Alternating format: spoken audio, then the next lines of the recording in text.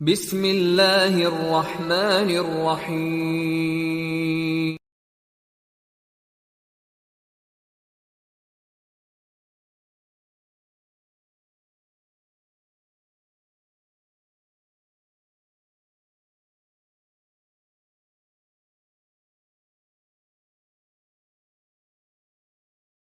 ورحمة الله وبركاته.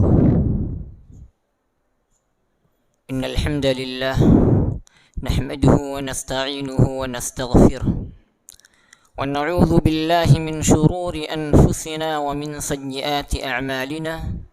من يهده الله فلا مضل له ومن يضلل فلا هادي له، وأشهد أن لا إله إلا الله وحده لا شريك له، وأشهد أن محمدًا عبده ورسوله. أما بعد، فإن خير الحديث كتاب الله، وخير الهدي هدي محمد صلى الله عليه وسلم، وشر الأمور محدثاتها، وكل محدثة بدعة، وكل بدعة ضلالة، وكل ضلالة في النار. أعوذ بالله من الشيطان الرجيم. بسم الله الرحمن الرحيم.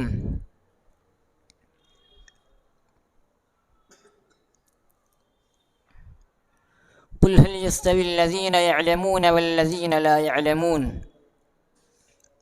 وقال النبي صلى الله عليه وسلم: من تشبه بقوم فهو منهم. وقال تعالى في موضع آخر: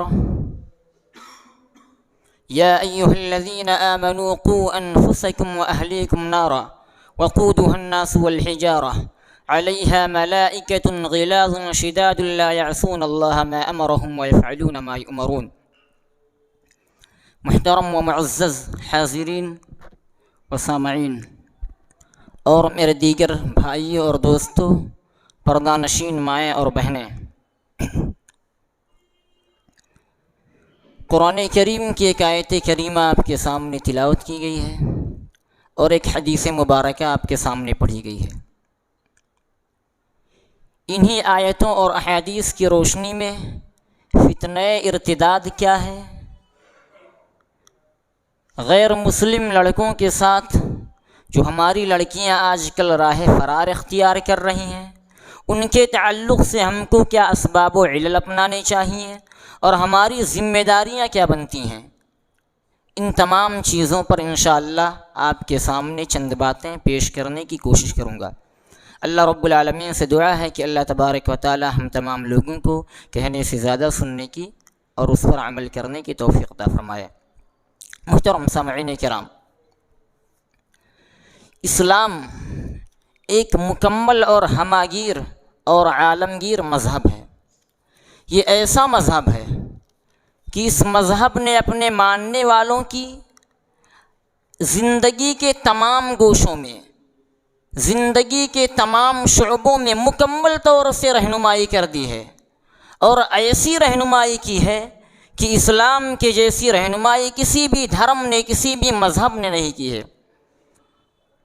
کوئی بھی گوشہ ہو زندگی کا، رہنے سہنے، اٹھنے بیٹھنے، کھانے پینے، چلنے پھرنے، چھوٹی سے چھوٹی چیزوں سے لے کر بڑی سی بڑی چیزوں کے تعلق سے بھی اسلام نے ہماری رہنمائی کر دی ہے. شادی بیاہ کا معاملہ ہو، سماج کے اندر رہنے بسنے، ایک دوسرے کے حقوق کا معاملہ ہو، پڑوسیوں کے حقوق کیا ہیں، اللہ رب العالمین کے حقوق کیا ہیں، سماج کے حقوق کیا ہیں، راستے کے حقوق کیا ہیں، والدین کے حقوق کیا ہیں، بیوی اور شوہر کے حقوق کیا ہیں، ان تمام چیزوں کے بارے میں مکمل رہنمائی اسلام کے اندر ملتی ہے. محترم سامعین کرام، اللہ رب العالمین نے ہم کو اسلام جیسی عظیم نعمت سے سرفراز کیا ہے.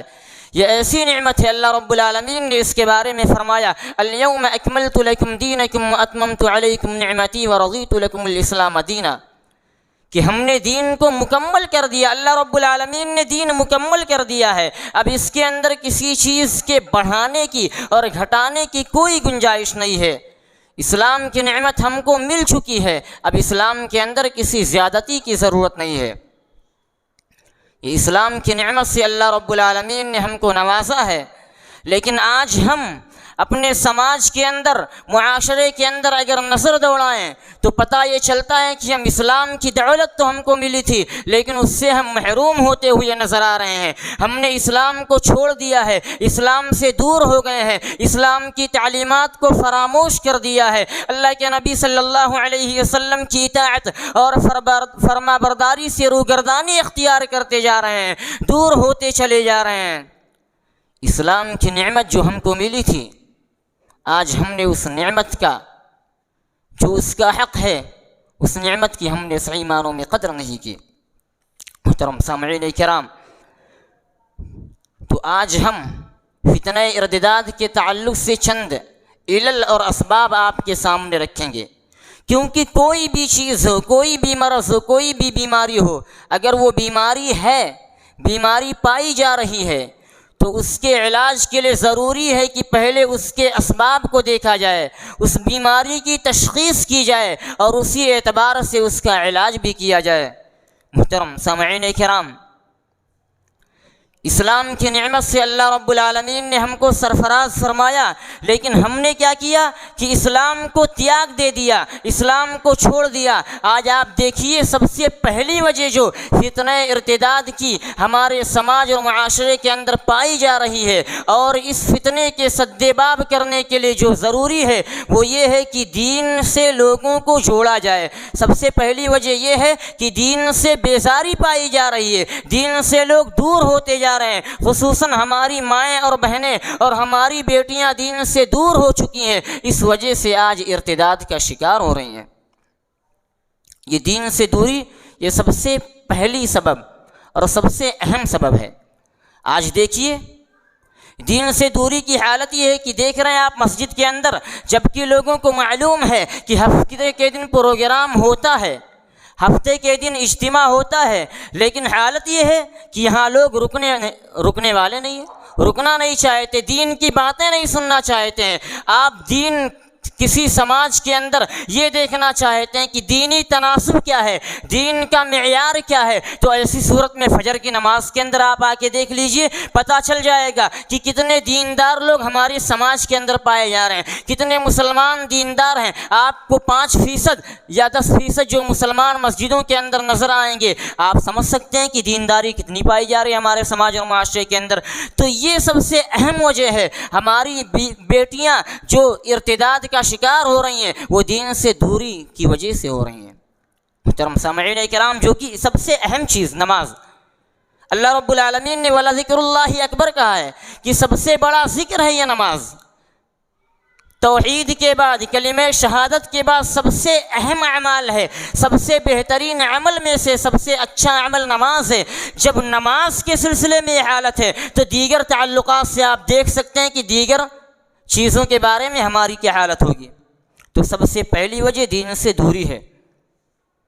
دین سے ہم قریب کریں گے اپنے بچوں کو، دینی تعلیم دیں گے۔ آج دینی تعلیم بھی ہم دے رہے ہیں اپنے بچوں کو تو صرف قرآن تک محدود رکھے ہیں، قرآن کریم کو پڑھا دیا جاتا ہے، ٹیوشن کرا دیا جاتا ہے، اپنے گھروں میں بچیوں کو اور بچوں کو قرآن کریم کی تعلیم دے دی جاتی ہے، ناظرہ قرآن پڑھا دیا جاتا ہے، اور ہم یہ سمجھ لیتے ہیں کہ ہم نے حق ادا کر دیا، ہم نے دین کی تعلیمات سے ان کو روشناس کرا دیا، جبکہ سب سے اہم چیز ہے کہ ان کو معرفت الہی سے آگاہ کیا جائے، توحید کی دعوت دی جائے، توحید کی روشنی سے ان کے سینوں کو منور کر دیا جائے۔ توحید کی دعوت جب آپ دیں گے، جب انہیں معرفت الہی کا حصول ہوگا، اس سے روشناس ہوں گے، اس سے واقف ہوں گے، تو ایسی صورت میں وہ اللہ رب العالمین کا خوف ان کے دل کے اندر ہوگا، اور پھر وہ ارتداد کی راہ اختیار نہیں کریں گی۔ اور اسی طرح سے فکر آخرت کے تعلق سے، ایمانیات کے تعلق سے، اسلامیات کے تعلق سے کہ ہمارا دین کیا کہہ رہا ہے، ہمارے دین کے اندر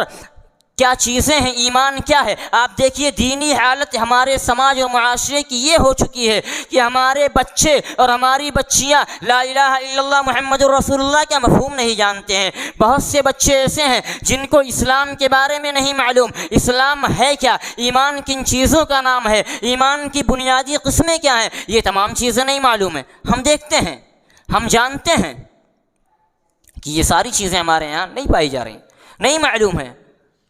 یعنی دین سے اس طرح بے راہ روی ہم نے اختیار کر لی ہے دین کو اس طرح سے چھوڑ دیا ہے، یہی وجہ ہے کہ آج ہماری بچیاں جب دین سے وہ روشناسی نہیں ہے، دین سے ان کو واقفیت ہی نہیں ہے، دین سے لگاؤ ہی نہیں ہے، اسلام کو ایک شناخت سمجھ لیا ہے۔ جیسے ہم انڈین ہیں، ہم حیدرآباد کے رہنے والے ہیں، یہ ایک شناخت ہے ہماری، یہ ایک پہچان ہے۔ اسی طرح سے اسلام کو بھی ایک شناخت بنا لیا ہے کہ یہ ہماری پہچان ہے، ہم مسلم ہیں، مسلمان ہیں، یہ کہلانے کے لائق ہیں کہ ہم نے کلمہ پڑھ لیا ہے۔ تو جب پہچان سمجھ کے ہم اس چیز کو سمجھیں گے کہ اسلام ایک پہچان بن چکا ہے، تو اب ایسی صورت میں اس کو چھوڑ دینا۔ اگر ہماری بچیاں کہیں جا رہی ہیں، کسی کے ساتھ غیر مسلموں کے ساتھ بھاگ رہی ہیں، ان کے ساتھ رہ رہی ہیں، تو ان کو یہ چھوڑنے میں، اپنی پہچان کو مٹانے میں کوئی فرق نہیں پڑے گا، کیونکہ انہیں توحید کا علم نہیں ہے، شرک کا علم نہیں ہے، لوگوں فکر آخرت کے بارے میں نہیں معلوم ہے، بس وہ اپنا پہچان سمجھ رہی ہے۔ اب اس پہچان کو مٹانے میں کوئی ان کو پریشانی نہیں ہوگی، ان کو کوئی تکلیف نہیں ہوگی۔ جبکہ آپ دیکھیے کہ ایمان ہے کیا، اسلام ہے کیا۔ اسلام کی روشنی جب سینوں کو منور کر دیتی ہے، اسلام کی شیرینی اور چاشنی سے جب دل شیریں ہو جاتے ہیں، دلوں کے اندر وہ مٹھاس پائی جاتی ہے، اور اسلام قلب کے اندر پیوست ہو جاتا ہے، دل کے اندر جاگزی ہو جاتا ہے، تو خواہ کتنی بھی تکلیفیں آئیں، کتنی بھی مصیبتیں آئیں، کتنی بھی پریشانیاں آئیں، آدمی اسلام نہیں چھوڑ سکتا۔ اسے قتل کر دیا جائے، مار دیا جائے، لیکن وہ اسلام کو نہیں چھوڑے گا۔ آپ دیکھیے موسیٰ علیہ السلام سے جب جادوگروں نے مقابلہ کیا، جادوگر آئے موسیٰ علیہ السلام کے پاس اور کہا کہ ہم مقابلے کے لیے آئے ہیں۔ موسیٰ علیہ السلام نے ان سے فرمایا کہ آپ اپنی ساری جادوگری ہمارے سامنے رکھیے یا میں پہلے رکھوں۔ یہاں تک کہ مختصر میں بیان کرتا ہوں کہ جادوگروں نے اپنے تمام کلابازیاں دکھائیں، کلاکاری دکھائی، اپنے جادو کو دکھایا، اور اس کے بعد جب موسیٰ علیہ السلام کے ہاتھ پر معجزہ رونما ہوا، موسیٰ علیہ السلام کی لاٹھی سانپ بن گئی، تو تمام جادوگر ایمان لے آئے، جادوگر ایمان لے آئے، اور وہ تھوڑی دیر کا ایمان، ابھی ایمان لائے ہیں، فوراً فرعون نے کہا کہ ہم تمہارے کو سولی پہ چڑھا دیں گے، تمہارے ہاتھ پاؤں کاٹ ڈالیں گے۔ لیکن اسلام اور ایمان اس طرح سے ان کے دل کے اندر جاگزی ہو گیا، ان کے قلب کے اندر پیوست ہو گیا کہ وہ تھوڑی دیر کا ایمان تھا، لیکن انہوں نے کہا کہ اب اسلام تو دل کے اندر آ گیا ہے، ایمان تو دل کے اندر آ گیا ہے، اب تمہیں جو کچھ بن پڑے کر لو، جو کچھ تمہارا دل کرے کر لو، ہم کو تباہ کر دو، برباد کر دو، ہمیں کاٹ ڈالو، لیکن ہم ایمان کو چھوڑنے والے نہیں ہیں، کیونکہ ایمان دل کے اندر جاگزی ہو گیا۔ لیکن ہم نے اپنے بچوں کو وہ ایمان نہیں سکھایا، ہم نے اپنے بچوں کے سامنے صحابہ کرام کے واقعات، ان کی زندگی کو، نبی پاک صلی اللہ علیہ وسلم کی زندگی کو، تابعین کی زندگی کو، تبع تابعین کی زندگی کو، محدثین نظام، مفسرین قرآن، جنہوں نے اسلام کے راستے میں محنتیں کی ہیں، اسلام کو ہم تک پہنچایا ہے، دین کو ہم تک پہنچایا، ان کے بارے میں کچھ نہیں بتلایا۔ جبکہ میرے دوستو اور بھائیو، ہمارے علماء نے، ہمارے فقہاء نے، محدثین نے، تابعین نے، صحابہ کرام نے اسلام کو ہم تک پہنچایا۔ اگر ہم اپنے آنے والی نسلوں تک منتقل نہیں کریں گے، اگر وہ محنتیں نہیں کریں گے، وہ کوششیں نہیں کریں گے، وہ کاوشیں نہیں کریں گے، وہ قد و کاوش نہیں کریں گے، اس طرح سے مصائب اور پریشانیاں اٹھا کر اس دین کو، اس اسلام کو، اس شریعت اسلامیہ کو اپنے آنے والی نسلوں تک منتقل نہیں کریں گے، تو آپ دیکھ رہے ہیں آج ہماری نسل کی حالت کیا ہو چکی ہے، آج دین بیزاری کس طرح سے پائی جا رہی ہے، آج دین سے دوری کس طرح سے پائی جا رہی ہے۔ جب اس نسل کی یہ حالت ہے کہ دین سے اس طرح دور ہے، اگر ہم نے اس نسل تک یا آئندہ آنے والی نسلوں تک دین کو منتقل نہیں کیا، تو اللہ رب العالمین ہی جانتا ہے کہ اگلی نسلوں کا حال کیا ہوگا۔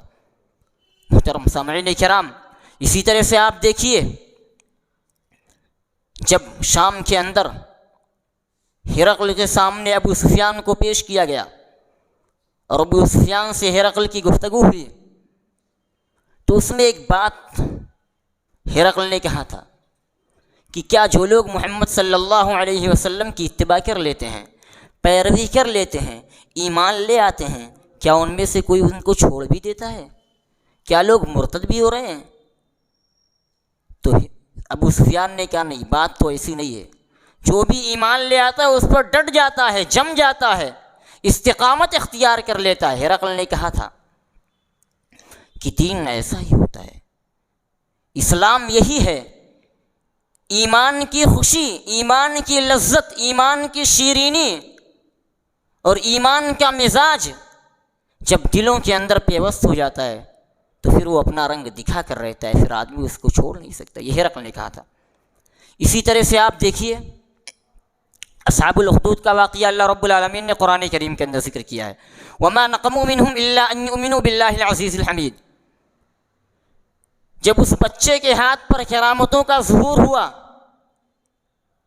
اور اس دور کے بادشاہ نے تمام لوگوں کو ایک خندق کھدوا کے آگ جلا کے اس کے اندر ڈال دیا، ان لوگوں کا ایمان اتنا پختہ ہو گیا تھا، ایمان اس طرح سے دل کے اندر گھر کر گیا تھا کہ تمام لوگوں نے آگ میں جانا گوارا کر لیا، آگ کے اندر کودنا اور جلنا گوارا کر لیا، لیکن ان میں سے کسی نے اپنے اسلام کو اور اپنے دین کو، اپنے مذہب کو اور اپنے ایمان کو نہیں چھوڑا، ایمان سے انہوں نے ہاتھ نہیں دھویا۔ محترم سامعین کرام، تو پہلی وجہ جو ہے، جو آج ہماری بچیاں ارتداد کا شکار ہو رہی ہیں، ادھر ادھر بھاگ رہی ہیں، غیر مسلموں سے شادیاں رچا رہی ہیں، آپ دیکھیے، سروے کیجئے، آپ کو پتہ چلے گا ممبئی کے اندر، صرف ممبئی کے اندر اور پونے کے اندر ایک مہینے کے اندر 12 بچیاں تھانے کے اندر اور ناسک کے اندر، کہیں سے خبر آ رہی 13 بچیاں 14 بچیاں ایک مہینے کے اندر غیر مسلم بچوں سے شادیاں کر رہی ہیں۔ یہ کیا ہے؟ اس میں پہلی چیز، سب سے پہلی وجہ، دین سے دوری، ہم نے دین کو نہیں سکھایا، دین سے ہم نے دور کر دیا، توحید نہیں بتایا ان کو۔ اور دوسری وجہ جو ہے وہ تربیت کا فقدان ہے۔ تعلیم و تربیت یہ دونوں چیزیں لازم ملزوم ہیں، دین، تعلیم و تربیت یہ ساری چیزیں ایک ہی ہیں۔ تربیت کا فقدان ہے، تعلیم کا فقدان ہے، ہم نے کالجوں میں بیچ دیا، یونیورسٹیوں میں داخل کر دیا، لیکن ہمیں یہ توفیق نہیں ہوئی کہ جو قرآن کریم اللہ رب العالمین کی سب سے بابرکت اور مبارک کتاب ہے، جس قرآن کریم کو اللہ رب العالمین نے اپنے رسول جناب محمد الرسول اللہ صلی اللہ علیہ وسلم پر نازل کیا، جس قرآن کریم کا پیغام اللہ رب العالمین نے نبی کو یہ حکم دے کر فرمایا، یا ایھا الرسول بلغ ما انزل الیک من ربک، کہ جو تیرے رب کی جانب سے تجھ پر نازل کیا گیا ہے اس کی تبلیغ کر دیجئے، اس کو لوگوں تک پہنچا دیجئے۔ اور ہمارے نبی نے پہنچایا، صحابہ کرام تک پہنچایا، صحابہ کرام نے تابعین کو پہنچایا، تابعین نے تبع تابعین کو پہنچایا، اور وہ سلسلہ چلتے چلتے دراز ہوتے ہوئے ہم تک پہنچ گیا، اور قرآن کریم کی نعمت سے، اسلام کی نعمت سے ہم سرفراز ہوئے، لیکن ہم نے پھر اس کے بعد اپنے قوم کی فکر نہیں کی۔ اللہ رب العالمین نے قرآن کریم کے اندر فرمایا، جیسا کہ میں نے آیت پڑھی تھی، یا ایھا الذین آمنوا قوا انفسکم واہلیکم نارا وقودها الناس والحجارہ، کہ اے ایمان والو اپنے آپ کو بھی جہنم کی آگ سے بچاؤ اور اپنے اہل و عیال کو، اپنے خاندان والوں کو، اپنے بچوں کو، اپنی بیویوں کو، ان تمام کو جہنم کی آگ سے بچانا ہے۔ یہ اللہ رب العالمین نے ذمہ داری ڈال دی ہے، اور فرمایا اللہ کے نبی صلی اللہ علیہ وسلم نے، کلکم راع وکلکم مسئول عن رعیتہ، یعنی اللہ کے نبی صلی اللہ علیہ وسلم نے یہ فرما کر ہر ایک پر ذمہ داری ڈال دی ہے کہ تم میں سے ہر ایک نگراں ہے، ہر ایک نگہبان ہے، ہر ایک راعی ہے، ہر ایک سے اس کے بارے میں سوال کیا جائے گا۔ ایک باپ ہے، اس سے اس کی اولاد کے بارے میں، اس کی بیویوں کے بارے میں سوال کیا جائے گا۔ ایک عورت ہے، بیوی ہے، اس سے سوال کیا جائے گا اس کے شوہر کے گھر کے بارے میں، کہ اس کے شوہر کی عدم موجودگی میں کوئی یہاں آتا تو نہیں تھا، اس کے شوہر سے سوال کیا جائے گا، اس کی بیوی کے بارے میں، گھر والوں کے بارے میں، کہ اپنے بیوی کی تربیت کیسے کی، اپنے بچوں کی تربیت کیسے کی، کیا قرآن کریم سکھلایا، کیا نبی صلی اللہ علیہ وسلم کی سنت کو بتایا، کیا نبی کے پیغام کو پہنچایا، کیا نبی کی سیرت کو، نبی کے سوانح کو، نبی کے اخلاق کو، نبی کے کردار کو، نبی کے گفتار کو، نبی کے طرز ادا کو اپنے بچوں کے سامنے رکھا؟ کبھی ہم نے بچوں کے سامنے صحابہ کرام اور انبیاء کرام کے واقعات کو سنایا؟ آج ہم اپنے بچوں کے ہاتھوں میں موبائل دے دیتے ہیں، بچے موبائل چلاتے رہتے ہیں، رات بھر ہماری نسل، یہ نوجوان نسل الوؤں کی طرح پوری رات جاگتی رہتی ہے۔ اسے توفیق نہیں ہوتا فجر کی نماز میں مسجد میں چلی آئے، لیکن پوری رات فلموں میں، گانوں میں اور نہ جانے چیٹنگ کرنے میں یہ اپنے راتوں کو، قیمتی اوقات کو گزار دیتی ہے، ضائع کر دیتی ہے، برباد کر دیتی ہے۔ یہ ہماری نسل کی حالت ہے۔ اور مائیں آج تربیت اپنے بچوں کی کیسے کرتی ہیں؟ وہ مائیں تھیں جو اپنے بچوں کی تربیت کرتی تھیں، اپنے بچوں کو کہانیاں سناتی تھیں انبیاء کرام کے، صحابہ کرام کے، لیکن آج کی ماؤں کی حالت یہ ہے کہ اپنے تن آسانی کے لیے، تھوڑے سے آرام کے لیے اپنے ننھے منھے بچوں کے ہاتھوں میں موبائل دے دیتی ہیں تاکہ انہیں کچھ دیر کے لیے آرام مل جائے۔ یہ حالت ہم نے بنا لیا ہے، یہ حالت ہماری ہو چکی ہے۔ یہ ہماری خواتین اسلامیہ جو ہماری آواز کو سن رہی ہیں، میں ان سے گزارش کرتا ہوں کہ وہ اپنے بچوں کی تربیت پہ دھیان دے، تعلیم پہ دھیان دے۔ میں نے ایک آیت پڑھی تھی علم کے تعلق سے کہ جب تک کسی چیز کا علم ہمارے پاس نہیں ہوگا، مان لیجیے معرفت الہی، اللہ رب العالمین کی پہچان ہم کو نہیں ہوگی، دین کی پہچان نہیں ہوگی، شریعت کی پہچان نہیں ہوگی، تو ایسی صورت میں ہم گمراہ ہو جائیں گے۔ ہم کو کوئی بھی آدمی آ کے گمراہ کر سکتا ہے۔ محترم سامعین کرام، یہ دو اہم اور بنیادی وجوہ اور علل اور اسباب تھے۔ اس کے علاوہ تیسرا سبب مخلوط تعلیم ہے۔ مخلوط تعلیم، آج ہماری بچیاں ہوں یا ہمارے بچے ہوں، آپ دیکھیے کالج کے اندر، یونیورسٹیوں کے اندر پڑھ رہے ہیں، وہاں کیا ہے؟ مخلوط تعلیم ہے۔ بچے بھی پڑھ رہے ہیں، بچیاں بھی پڑھ رہی ہیں، غیر مسلم بچے بھی ہیں، مسلم بچے بھی ہیں۔ وہ زمانہ لد گیا جب ہمارے علماء کرام کہتے تھے اور لوگوں کو تلقین کرتے تھے، لوگوں کو روکتے تھے کہ مسلمان بچے اور مسلمان بچیاں ایک ساتھ نہیں پڑھ سکتی ہیں۔ وہ زمانہ لد گیا، آج مسلمان بچے تو دور کی بات ہے، غیر مسلم بچے اور بچیاں، مسلمان کی بچیاں ایک ساتھ پڑھ رہی ہیں۔ یہ مخلوط تعلیم ہے، یہ بھی بہت اہم چیز ہے، اور اس کے بارے میں ہم کو فکر کرنے کی ضرورت ہے، سوچنے کی ضرورت ہے۔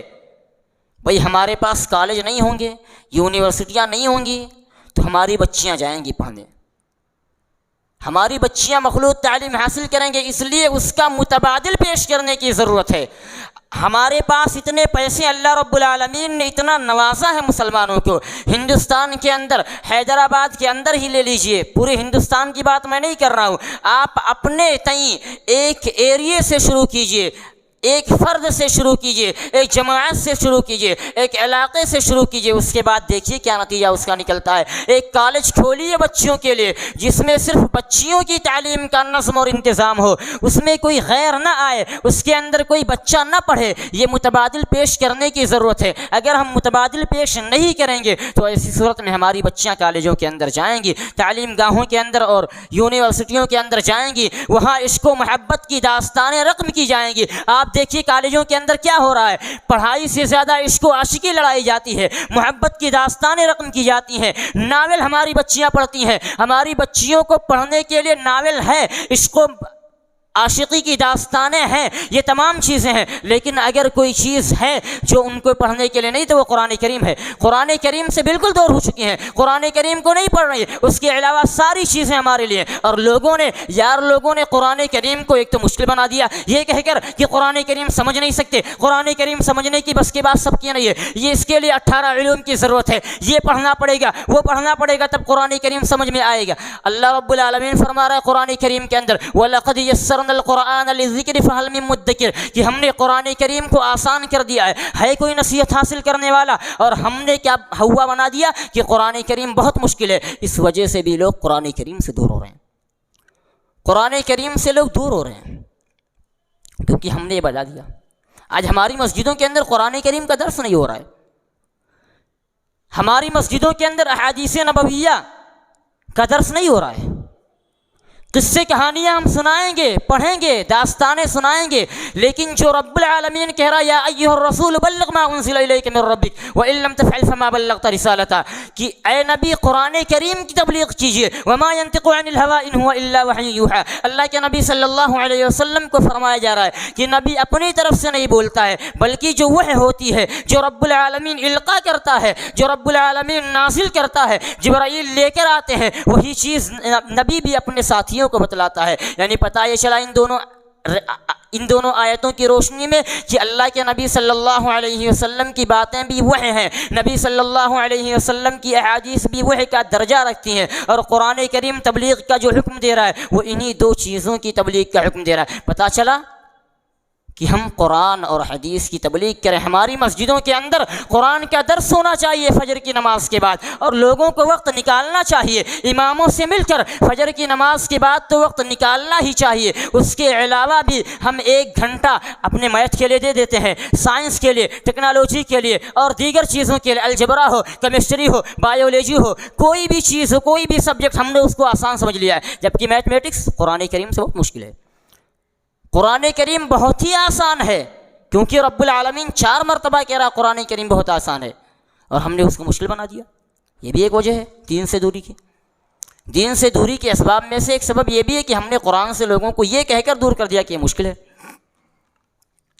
اور پھر کیا ہوتا ہے, کالجوں میں ایک ساتھ لڑکے لڑکیاں پڑھتی ہیں, عشق و محبت کی داستانیں رقم ہوتی ہیں, ارتداد کی لہر آج چاروں طرف دوڑ رہی ہے. اس کے بعد شادیاں ہوتی ہیں, مذہب کو تبدیل کر دیا جاتا ہے, اسلام کو چھوڑ دیا جاتا ہے.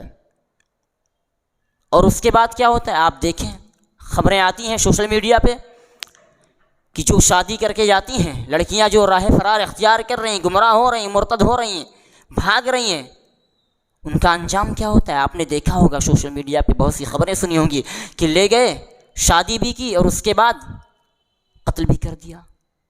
قتل تک نوبت آ رہی ہے, یا چھوڑ دیا, آپ کہاں جائیں گی. یہ ساری چیزیں پائی جا رہی ہیں. اور تیسرا سبب, مسلم لڑکیوں کا جاب کرنا, نوکری کرنا. ایک زمانہ تھا کہ مسلم لڑکیاں اپنے گھروں کے اندر باپردہ رہتی تھیں, گھروں کا کام کرتی تھیں. فطرت نے جو ذمہ داری ان پر عائد کی ہے, قدرت نے جو ان کی فطرت میں جو چیز رکھ دی ہے, وہ تمام چیزیں وہ کرتی تھیں. اسلام نے معاشی ذمہ داری یہ عورتوں پر نہیں عائد کی ہے. معاشی ذمہ داری یہ مردوں کی ذمہ داری ہے. اسلام نے عورتوں پر معاشی ذمہ داری عائد نہیں کی ہے کہ وہ گھر چلائیں گی, وہ کفالت کریں گی. یہ اسلام کا طریقہ نہیں ہے, یہ اسلام کا راستہ نہیں ہے. لیکن ہم نے آج اپنی بچیوں کو جاب پر لگا دیا, نوکری پر لگا دیا. آپ دیکھیے, سروے کیجیے, پتہ چلے گا کہ 50% بچیاں, مسلم بچیاں, مڈل کلاس کی بچیاں, وہ کیا کر رہی ہیں, جاب کر رہی ہیں, گھر چلا رہی ہیں. بچے اور بچیاں مل کے گھر چلا رہی ہیں. یہ حالت بنا لیا ہم نے, تو یہ بھی ایک سبب ہے. اب جاب میں کیا ہوتا ہے, آفس میں جاتی ہیں, وہاں اختلاط ہوتا ہے, مرد و زن کا اختلاط ہوتا ہے. لڑکیاں وہاں آفس میں کام کرنے والوں سے ملتی ہیں, بات چیت ہوتی ہے, اسی میں عشق و عاشقی اور محبت, اور اس کے بعد شادی ہو گئی, دین کو چھوڑ دیا, مرتد ہو گئی, اسلام کو چھوڑ دیا. یہ حالت ہے. اور اسی طرح سے ایک سبب, چوتھا سبب, بہت ہی اہم سبب ہے, شادیوں کو ہم نے جو مہنگا کر دیا. آج شادیاں بہت ہی مہنگی ہو چکی ہیں. اللہ کے نبی صلی اللہ علیہ وسلم نے شادی کا پورا خرچہ, جو تمام چیزیں ہیں, وہ کن پر ڈالی ہیں, مرد پر. اسی لیے مہر جو دینا ہے وہ کس کو دینا ہے, مرد کو دینا ہے. سارا انتظام کرنا ہے, ولیمہ کرنا ہے, مرد کو کرنا ہے. بیوی کو لا کر اپنے گھر میں بسانا ہے, گھر کا انتظام کرنا ہے, یہ سب مرد کو کرنا ہے. لیکن ہم نے شادیاں اتنی مہنگی کر دیں اور جہیز کا مطالبہ اس طرح سے کرنا شروع کر دیا کہ جو غریب گھرانے کے لوگ ہیں, پریشان حال ہیں, مفلس ہیں, جو شادیاں نہیں کر سکتے, بجائے اس کے کہ نوجوان طبقہ جو شادی کرنے کی عمر کو پہنچ چکا ہے, وہ اپنے والدین سے یہ کہے کہ میں اس شادی میں جہیز نہیں لوں گا, الٹا والدین بھی فورس کرتے ہیں اور اس کو مجبور کرتے ہیں کہ جہیز لینا ہے. والدین بھی مجبور کرتے ہیں. تو یہ بھی تمام چیزیں ہیں, شادیاں مہنگی ہم نے کر دیں. اب وہ بچیاں جن کے یہاں پیسے نہیں ہیں, جو باپ شادی نہیں کر سکتا, بچی ایک دوسرے سے عشق لڑا رہی ہے, معاشقے ہو رہے ہیں, گھر والے جان جاتے ہیں, لیکن بھائی پیسے نہیں, کیا چھوڑ دیتے ہیں کہ جاؤ کہیں بھی کر لو شادی, ہم کیا کر سکتے ہیں. تو مہنگی شادیوں کی وجہ سے بھی یہ تمام چیزیں, اسلام کی تعلیمات کو ہم نے فراموش کر دیا. اسلام کی جو تعلیمات تھی اس کو جب ہم چھوڑیں گے تو یہی چیزیں ہوں گی. اللہ رب العالمین فرما رہا ہے قرآن کریم کے اندر, فَلْيَحْذَرِ الَّذِينَ يُخَالِفُونَ عَنْ أَمْرِهِ أَن تُصِيبَهُمْ فِتْنَةٌ أَوْ يُصِيبَهُمْ عَذَابٌ أَلِيمٌ. کہ ڈرنا چاہیے ان لوگوں کو جو رسول کی مخالفت کرتے ہیں, رسول کی مخالفت کرنا، رسول کے حکم کی مخالفت کرنا گویا شریعت کی مخالفت ہے۔ تو ایسے لوگوں کو ڈرنا چاہیے کہ فتنے میں نہ مبتلا ہو جائیں، فتنہ ان پر چاروں طرف سے حملہ آور نہ ہو جائے۔ آج دیکھ لیجیے یہ فتنے جو برپا ہیں، کسی بھی شکل میں فتنے ہو، آج دنیا کے اندر ہو، عالم اسلام میں ہو یا ہمارے ہندوستان کے اندر ہو، کہیں بھی فتنے جو پائے جا رہے ہیں یہ رسول صلی اللہ علیہ وسلم کی مخالفت کی وجہ سے پائے جا رہے ہیں، یہ شریعت کی مخالفت کی وجہ سے پائے جا رہے ہیں، احکام شریعت کو پس پشت ڈال دینے کی وجہ سے پائے جا رہے ہیں۔ یہ تمام فتنے آپ دیکھیے۔ اسی طرح سے پانچواں سبب ہے موبائل ہے، ٹی وی، سیریل، فلمیں، یہ تمام چیزیں ہیں۔ آج ہم نے اپنے بچوں کو موبائل دے دیا، سوشل میڈیا کا دور ہے، کوئی بھی چیز ہو سکے کے دو رخ ہوتے ہیں۔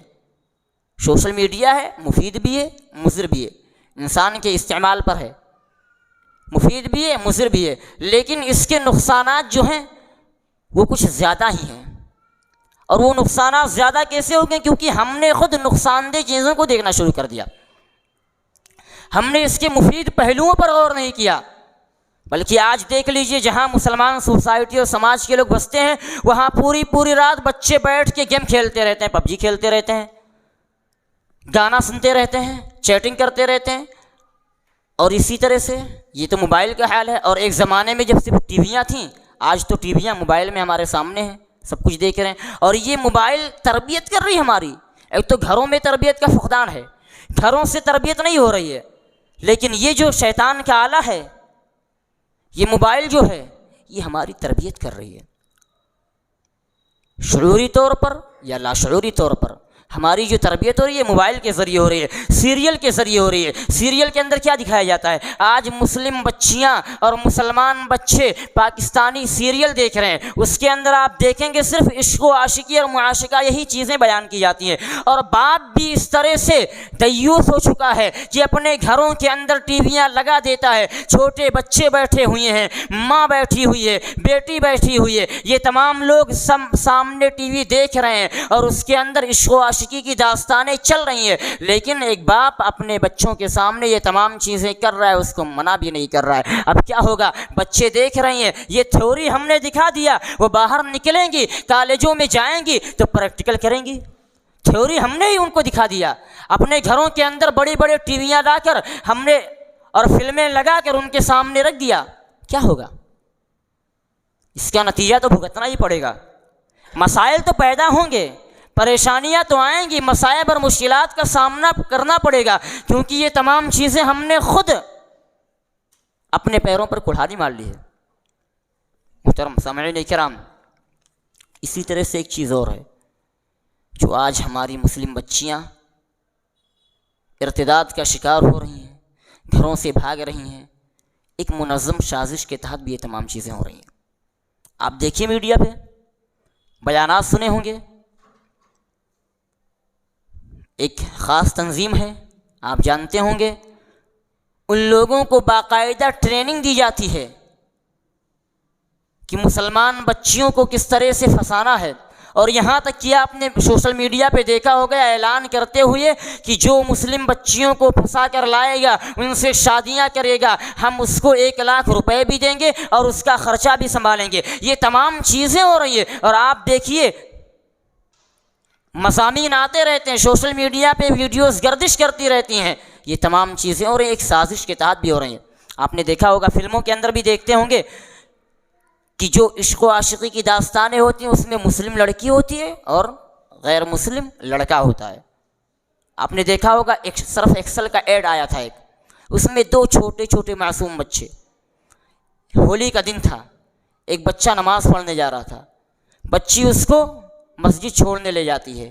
اس ایڈ پہ اتنا ہنگامہ ہوا تھا اور اس ایڈ کو بند کروایا گیا، اور نہ جانے کتنا ہنگامہ کیا گیا، صرف کس بات پر؟ چھوٹے چھوٹے بچے تھے، لڑکی کیا تھی؟ غیر مسلم تھی، لڑکا مسلم تھا، اس پر ہنگامہ ہوا۔ لیکن آپ دیکھیے سوشل میڈیا پہ یا فلموں میں، سیریل میں، کہ اس کے برعکس ہو رہا ہے۔ یہ تمام چیزیں ایک سوچی سمجھی سازش کے تحت انجام پا رہی ہیں۔ یہ جو اسکرپٹ لکھی جا رہی ہے یہ منظم سازشیں ہیں۔ اور اسی طرح سے ایک بہت ہی اہم سبب، چونکہ دین سیکھنے کا ذریعہ ہمارے پاس کیا ہے؟ آپ دیکھیے ہمارے نوجوان ایک تو مسجد کے اندر ہفتے میں ایک دن آتے ہیں بیچارے، توفیق ہوتی ہے جمعے کے دن، اس کے علاوہ توفیق ہی نہیں ہوتی ہے، یا عید اور بقرعید میں توفیق ہوتی ہے۔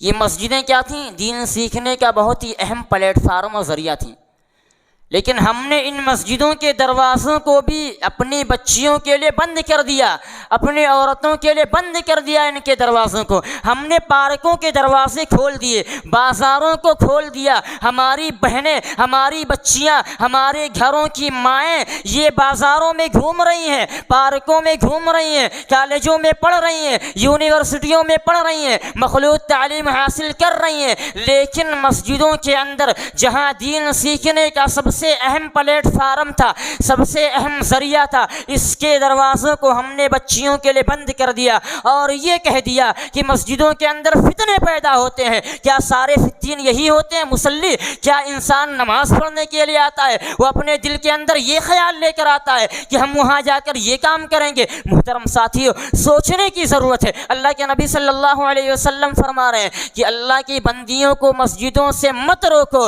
اور ہم نے مسجدوں سے اپنے بچیوں کو روکنا شروع کر دیا۔ جو تھوڑا موڑا دین سیکھ سکتی تھیں وہ مسجدوں سے سیکھ سکتی تھیں، ہفتے کے دن امام کی تقریر سن کے، امام کے بیانات سے کچھ چیزیں سیکھ سکتی تھیں، اس کو بھی ہم نے روک دیا۔ فتنے کہاں پیدا ہو رہے ہیں؟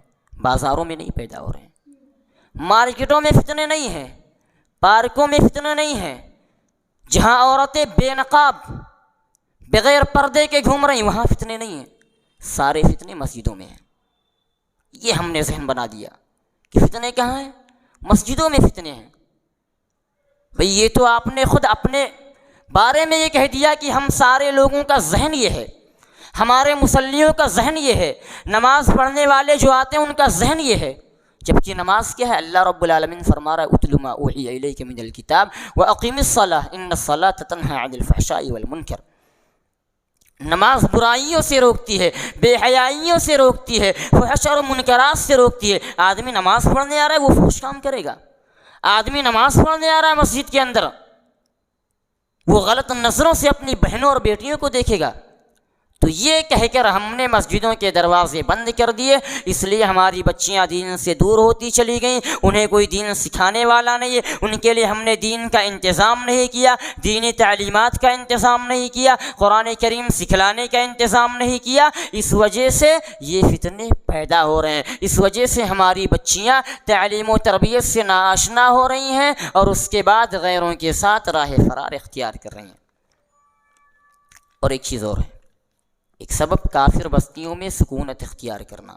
آج ہمارے مسلم، اللہ رب العالمین نے اگر نواز دیا، زیادہ پیسہ دے دیا، کاروبار چل گیا، تو وہ اپنے سماج، سوسائٹی اور معاشرے کو چھوڑ کر جہاں مسلم بستے ہیں وہ کافروں کی بستیوں میں چلے جاتے ہیں۔ زیادہ پیسہ ہو گیا تو بڑی بڑی بلڈنگوں میں، اپارٹمنٹ میں جہاں برادران وطن رہتے ہیں، غیر قوم بستی ہیں، وہاں چلے جاتے ہیں۔ اس کے بعد کیا ہوتا ہے؟ وہاں اختلاط ہوتا ہے، وہاں کے لوگوں کا رہن سہن، کیونکہ آدمی کسی کے ساتھ رہے گا تو صحبت کا اثر پڑے گا۔ آپ نے دیکھا ممبئی کے اندر ایک صاحب تھے، وہ ایک دوسری بستی میں چلے گئے، غیر قوم کی بستی میں چلے گئے۔ اس کے بعد کیا ہوا کہ وہاں پہ وہ بقرعید کرنی تھی، قربانی کرنی تھی، قربانی بھی نہیں کر پائے کیونکہ وہاں پہ ممنوع تھا، ایک علاقہ ہے۔ اس کے بعد گڑپتی کا تیوہار آیا، کافی دنوں کے بعد بچے روزانہ دیکھ رہے ہیں کہ یہ مورتیاں، بت سب نکال رہے ہیں اپنے اپنے گھروں کے سامنے سے، تو بچے نے کہا ابا یہ ہمارے گھر میں کب آئے گا؟ تو یہ ہوتا ہے، چونکہ بچوں کا ذہن کیا ہے؟ سادے کاغذ کی مانند ہوتا ہے، بچوں کا ذہن بالکل سادہ کاغذ ہوتا ہے، آپ جو بھی لکھ دیں گے وہ ہمیشہ کے لیے لکھ جائے گا، پتھر کی لکیر کی طرح سے۔ جس طرح پتھر پہ آپ لکیر کھینچ دیں تو وہ لکیر کبھی مٹنے والی نہیں ہے، اسی طرح سے بچوں کے ذہنوں میں جو بات آپ ڈال دیں گے آج، وہ باتیں کبھی مٹنے والی نہیں۔ اسی لیے ضروری ہے کہ بچوں کی تعلیم و تربیت پر خصوصی دھیان دیا جائے، ان کو عقائد کے تعلق سے، ایمانیات کے تعلق سے یہ ساری چیزیں بتائی جائیں، انبیاء کرام کے واقعات سنائے جائیں، صحابہ کرام کی قربانیوں کو بتایا جائے کہ یہ اسلام جو ہم تک پہنچا ہے یہ اتنی آسان آسانی کے ساتھ نہیں پہنچ گیا۔ میرے بچوں، اس کے لیے صحابہ کرام نے بڑی قربانیاں پیش کی ہیں، بڑے مصائب اٹھائے ہیں، پرخار وادیوں سے گزرنا پڑا ہے، کانٹوں بھرے راستے کا سفر کرنا پڑا ہے، تب جا کر یہ اسلام ہم تک پہنچا ہے۔ یہ ہم کو اپنے بچوں کو بتانا پڑے گا، اس کے بعد ہی ہم ان اسباب و عوامل پر غور کریں گے تو ہماری بچیاں یا ہمارے بچے جو ارتداد کا شکار ہونے اس سے محفوظ رہیں گے۔ ایک اہم سبب وقت پر شادی اور نکاح نہ کرنا، چاہے وہ بچیاں ہوں یا بچے ہوں۔ آپ دیکھیے، حیدرآباد ہو یا کوئی بھی سوسائٹی اور سماج ہو، کہیں بھی دیکھ لیجئے،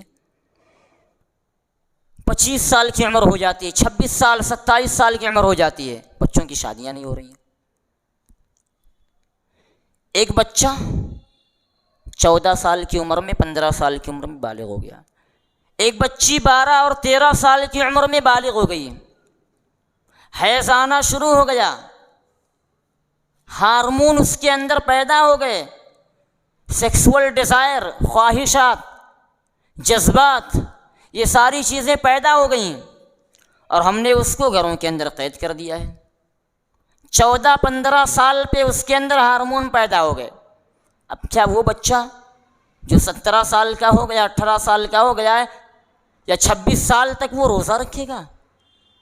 اللہ کے نبی صلی اللہ علیہ وسلم کا فرمان ہے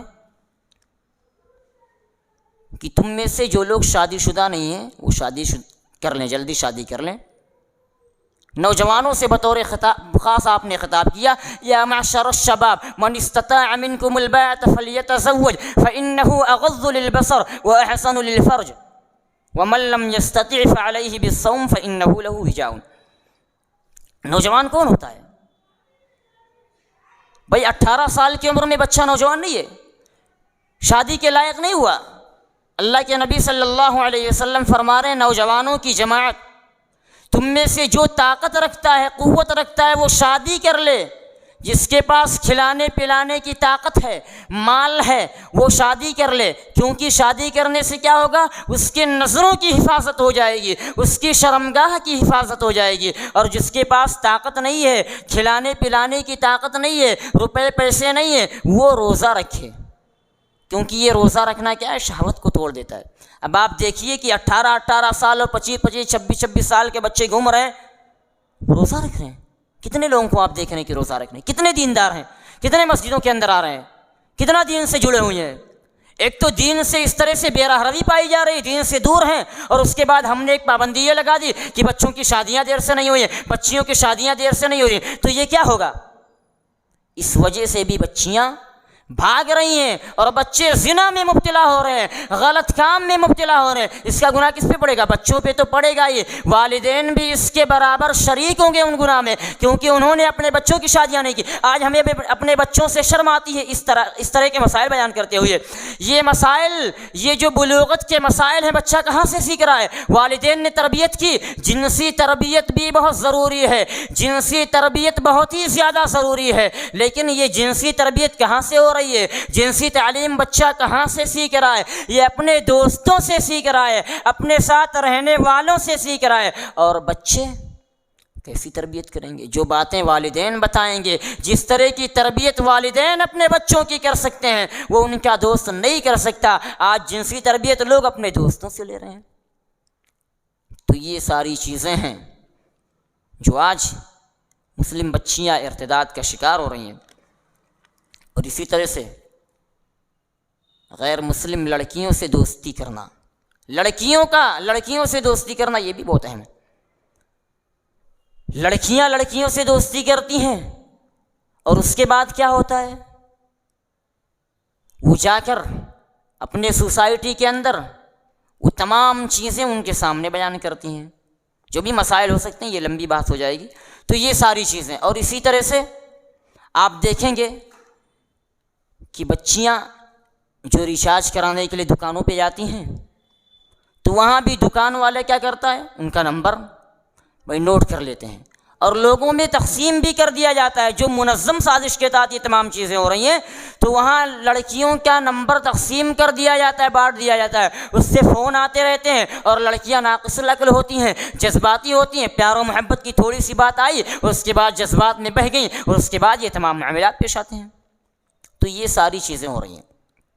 اسی طرح سے لڑکیوں کے ساتھ گھروں کے اندر امتیازی سلوک کرنا. بچہ ہے, بڑے خوش ہیں, والدین میرا بابو میرا بچہ ہے, بچیوں کو اس طرح پیار نہیں کر رہے ہیں, اس طرح محبت نہیں دے رہے ہیں. تو جب گھروں میں بچیاں محبت نہیں پائیں گی اپنے والدین سے, گھروں میں ان کے ساتھ امتیازی سلوک کیا جائے گا, تو ایسی صورت میں ان کے لاشعور میں یہ باتیں راسخ ہو جائیں گی. اور جب وہ بڑی ہوں گی تو کیا ہوگا؟ وہ محبت کی تلاش میں ادھر ادھر بھٹکیں گی, اور جہاں انہیں محبت نظر آ گئی, تھوڑا سا کوئی پیار محبت سے بات کر لیا, تو وہاں یہ مسائل پیدا ہوں گے. اسی طرح سے آج لباس کے تعلق سے دیکھ لیجئے. پہلی چیز تو مغربی تہذیب کی یلغار جو ہمارے یہاں آ گئی ہے, مغربی تہذیب کے اس طرح سے ہم آسودہ ہو گئے ہیں, اس طرح سے گرویدہ ہو گئے ہیں, مغربی تہذیب کے دلدادہ ہو گئے ہیں کہ مغرب اگر کوئی تھوک دے تو ہم اس کو بھی چاٹنے کے لیے تیار رہتے ہیں, مغرب کے چبائے ہوئے نوالے کو کھانے کے لیے تیار رہتے ہیں. مغرب کی جانب سے کوئی بھی چیز آ جائے, خواہ کتنی ہی گندی چیز کیوں نہ ہو, ہم اس کو فالو کرنے کے لیے اس کی طرف قدم بڑھانے لگتے ہیں, اس کی طرف دوڑنے لگتے ہیں. یہ بھی ایک اہم سبب اور وجہ ہے. مغربی تہذیب کی الغار نے ہمارے سماج کا بیڑا غرق کر کے رکھ دیا ہے. آپ دیکھ لیجئے, چاہے وہ بچے ہوں یا بچیاں ہوں, بچوں کے بال کی کٹنگ دیکھیے, بچوں کا لباس دیکھیے, ان کی ساری چیزیں دیکھیے, کیا ہو رہا ہے؟ پھٹا پینٹ پہن رہے بچے, یہ کیا ہے؟ مغربی تہذیب کا اثر ہے, اس کو ہم نے لے لیا. بال کٹا رہے ہیں, آپ نے دیکھا ہوگا کچھ جانوروں کو, سور اور بندر کو, چہرہ دیکھیے ان کا کس طرح, آج اسی طرح بال کٹا رہے ہیں بچے. یہ مغربی تہذیب کی الغار اس طرح سے ہمارے سماج اور معاشرے کو اپنے لپیٹ میں لے چکی ہے, اور معاشرے میں اس طرح سے سرایت کر چکی ہے کہ معاشرے کا ہر فرد اور ہر بچہ مغربی تہذیب کا دلدادہ ہوتا جا رہا ہے. جبکہ ہمارا جو کلچر ہے, ہماری تہذیب ہے, سب سے بہترین تہذیب ہے, سب سے بہترین تمدن ہے, سب سے بہترین کلچر ہے, اور اس چیز کو ہم نے چھوڑ دیا, دوسروں کے چبائے ہوئے نوالے کی طرف بڑھ رہے ہیں. اسی طرح سے بچیوں کو آج چھوٹے چھوٹے کپڑے پہنائے جا رہے ہیں. ابھی بچی چھوٹی ہے, 4 سال کی ہے, 5 سال کی ہے, کیا ہو رہا ہے اس سے؟ کچھ نہیں ہو رہا ہے. یہی بچی بڑی ہوگی تو چونکہ ذہن سازی یہی ہوئی ہے چھوٹے کپڑوں میں, اس کی ذہن سازی ہوئی ہے, اس کو اس طرح سے سکھا دیا گیا ہے, بڑے ہونے کے بعد بھی اسی طرح پہنے گی. تو یہ تمام چیزیں ہیں جو بچیاں بے راہ روی کا شکار ہو رہی ہیں اور ارتداد کا شکار ہو رہی ہیں, اپنے دین کو اور اسلام کو چھوڑ رہی ہیں. آپ دیکھیے, سوشل میڈیا ہے, انٹرنیٹ ہے, ہم نے اپنے بچے کو دے دیا, گھروں کے اندر کوئی پوچھنے والا نہیں ہے, موبائل دے دیا, گھروں کے اندر وائی فائی لگوا دیا, ساری چیزیں لگی ہوئی, باپ ان پہ نگرانی بھی نہیں رکھ رہا ہے. بچیاں کہاں جا رہی ہیں, کہاں آ رہی ہیں, کس سے مل رہی ہیں, سہیلیوں سے مل رہی ہیں یا سہیلا سے مل رہی ہیں, یہ کوئی فکر نہیں ہے. ہم کو کسی چیز کی فکر نہیں ہے, ہم کو صرف اپنے کاروبار کی فکر ہے. آپ کاروبار میں لگے ہوئے ہیں, بچیاں موبائل میں چیٹنگ کر رہی ہیں, اس کی فکر نہیں. ہم نے کبھی ان پہ نگرانی نہیں کی. بچیاں اسکول جا رہی ہیں, نہیں جا رہی ہیں, پڑھ رہی ہیں, نہیں پڑھ رہی ہیں, کوئی فکر نہیں ہم کو. یہ تمام چیزیں ہیں. اسی طرح سے فکری الغار جو ہے, فکری افکار اور نظریات پر حملے ہو رہے ہیں, عقائد پر حملے ہو رہے ہیں. دنیا کے اندر جنگ کی 2 قسمیں ہیں. ایک ہوتا ہے روایتی جنگ, روایتی جنگ جو ہتھیاروں کے ذریعے لڑا جاتا ہے. لیکن یہ ایسا دور ہے, اس دور میں فکری جنگ, عقائد پہ حملہ کیا جائے, ان کے افکار و نظریات کو بدل دیا جائے, شکوک و شبہات پیدا کیا جائے, دین کے تعلق سے, مذہب کے تعلق سے ان کو مذہب بیزار بنا دیا جائے, ان کے دین کے اندر شکوک و شبہات پیدا کر کے ان کو دین سے بزدل کر دیا جائے. یہ کام بڑے منظم پیمانے پر پوری دنیا کے اندر ہو رہا ہے. بطور خاص یورپین کنٹری کے اندر یہ کام بہت ہی تیزی کے ساتھ ہو رہا ہے کہ لوگوں کے افکار اور نظریات پہ حملہ کیا جائے, مسلمانوں کو ان کے دین سے دور کر دیا جائے, ان کے اسلام پہ اعتراض کیا جائے, حملہ کیا جائے. اور آج یہ ہو رہا ہے، یہ فکری جنگ اور یلغار ہے۔ اس کی وجہ سے ملحدانہ افکار ہمارے بچوں کے ذہنوں میں سرایت کرتے جا رہے ہیں، اس وجہ سے بھی لوگ دین کو چھوڑ رہے ہیں۔ آپ یورپین کنٹری میں جائیے، ایکس مسلم کر کے لوگ ہیں، ملحد جن کو ہم کہتے ہیں، کیا کر رہے ہیں؟ وہ مسلم تھے لیکن کیا ہو گئے؟ کنورٹ ہو گئے۔ کیسے ہو گئے؟ کیونکہ ان کے نظریات پر حملہ کیا گیا۔ تو اگر ہمارے نظریات پہ حملے ہو رہے ہیں تو اس کے لیے ہم کو بھی تیاری کرنی پڑے گی۔ اللہ نے فرمایا وَأَعِدُّوا لَهُم مَّا اسْتَطَعْتُم مِّن قُوَّةٍ، تو یہ لفظ قوہ جو یہاں پہ اللہ نے اس کو نکرہ استعمال کیا ہے۔ قوہ کو اللہ رب العالمین نے نکرہ استعمال کیا ہے، یعنی قوت کے اندر تمام طاقتیں ہیں، تمام قوتیں ہیں، چاہے وہ ہتھیار ہوں یا فکری الغار سے لڑنے کے لیے جو علم کی اور صلاحیت کی اور لیاقت کی ضرورتیں ہو سکتی ہیں، وہ تمام چیزیں قوت کے اندر شامل ہیں۔ تو اگر ہم پر فکری الغار ہو رہا ہے تو اس کے لیے ہم کو اقدام کرنے کی ضرورت ہے، اس کا جواب دینے کی ضرورت ہے، اس کے تعلق سے اپنے نوجوانوں کے ذہن سازی کرنے کی ضرورت ہے۔ اس کے بعد ہم ان تمام چیزوں سے نمٹ پائیں گے۔ اور اسی طرح سے ایک اہم سبب علماء سے بدگمانی، علماء سے بھی لوگوں کو بدگمان کر دیا ہے، بدظن کر دیا ہے کہ یہ علماء کچھ نہیں کر رہے ہیں، علماء کچھ نہیں کر رہے ہیں، علماء سوئے ہوئے ہیں، خواب غفلت میں ہیں، ان کو بیدار کرنے کی ضرورت ہے۔ علماء نے قوم کا بیڑا غرق کر دیا، یہ ہم نے لوگوں کے ذہنوں میں ڈال دیا ہے۔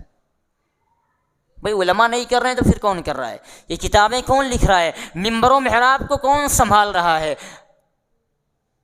یہ جو چیخنے والے ہیں جو علماء کے تعلق سے لوگوں کو بدظن کر رہے ہیں، وہ کس کی کتابیں پڑھ کے چلا رہے ہیں میڈیا کے سامنے اور اپنے اپنے چینل کھول کے بیٹھے ہوئے ہیں؟ یہ لوگوں کو علماء سے دور کر رہے ہیں، اور علماء سے دور ہونا یہ بھی ایک سبب ہے، کیونکہ جب ہم علماء ہی دین کے محور ہیں۔ آج ہم اپنے روپے پیسے دوسری جگہوں پہ خرچ کر دیتے ہیں، میناروں کو ہم بڑے بڑے بنا رہے ہیں، مناروں کو، لیکن یہاں کھڑے ہونے والے جو منار ہیں، جو یہاں کے منار روشنی بانٹ رہے ہیں، ان پہ نہیں خرچ ہو رہا ہے، یہاں کے مناروں پہ نہیں خرچ ہو رہا ہے۔ مسجدوں کے مناروں پہ تو خرچ ہو رہا ہے لیکن یہاں کے مناروں پہ نہیں خرچ ہو رہا ہے۔ مسجدیں تو ہماری بہت ہی عالی شان بن گئی ہیں لیکن نمازی بالکل کچے ہوں گے، ان پر نہیں خرچ ہو رہا ہے کہ ایسے لوگوں کو تیار کیا جائے، ایک ٹیم تشکیل دی جائے تاکہ وہ نوجوانوں کی ذہن سازی کریں۔ نوجوان ہمارے کام کرنے کے لیے تیار ہیں الحمدللہ، ایسا نہیں ہے، نوجوانوں کے اندر جوش ہوتا ہے، جوش ہے، جذبہ ہے، لگن ہے، جذبات ہے، احساسات ہے، بہادری ہے، قوت ہے، ہمت ہے، ساری چیزیں پائی جا رہی ہیں، بس صرف ذہن سازی کرنے کی ضرورت ہے۔ اس کے بعد دیکھیے انشاءاللہ کایا پلٹ جائے گی، پورا سماج خوشگوار ہو جائے گا، اچھا ہو جائے گا۔ تو علماء سے ہم نے لوگوں کو بدظن کر دیا، یہ بھی ایک سبب ہے کہ ہماری بچیاں کیا ہیں، جب دین ہی نہیں سیکھیں گی تو ارتداد کا شکار ہوں گی۔ یہ چند نکات تھے جن پر ہم نے آپ کے سامنے قرآن و حدیث کی روشنی میں چند باتیں آپ کے سامنے پیش کی۔ اللہ رب العالمین سے میں دعا کرتا ہوں کہ اللہ تبارک و تعالی ہم تمام لوگوں کو جو باتیں بیان کی گئی ہیں، ان باتوں کو سننے کی، ان پر عمل کرنے کی توفیق عطا فرمائے۔ ہماری بچیاں جو ارتداد کا شکار ہو رہی ہیں، اللہ رب العالمین ان تمام بچیوں کی حفاظت فرمائے، ہر بلا اور مصیبت سے حفاظت فرمائے، ہر غلط افکار و نظریات سے ان کی حفاظت فرمائے، اور ہمارے جو بزرگ لوگ ہیں ان کو ایک اکٹھا ہو کر، سر جوڑ کر بیٹھ کر یہ فکر کرنے کی بھی توفیق عطا فرمائے کہ اس تعلق سے بھی ایک لائحہ عمل تیار کیا جائے، ایک نظام بنایا جائے تاکہ ہماری جو بچیاں ارتداد کا شکار ہو رہی ہیں ان کو مرتد ہونے سے روکا جائے، ان کی ذہن سازی کی جائے، ان کے تعلق سے ان کے گھروں میں جا کر ان کا ہر حوال پوچھا جائے کہ آخر مسائل کیا ہیں، پریشانیاں کیا ہیں، جہاں جس طرح کے مسائل ہیں، جس طرح کے لوگ اس ارتداد کا شکار ہو رہے ہیں، ان تمام مسائل کو بھی مد نظر رکھا جائے، تب جا کر ان تمام فتنوں سے ہم مقابلہ کر پائیں گے۔ اللہ رب العالمین ہم تمام لوگوں کو ان تمام باتوں پر عمل کرنے کی توفیق عطا فرمائے۔ آمین وآخر دعوانا ان الحمد للہ رب العالمین، والسلام علیکم ورحمۃ اللہ وبرکاتہ۔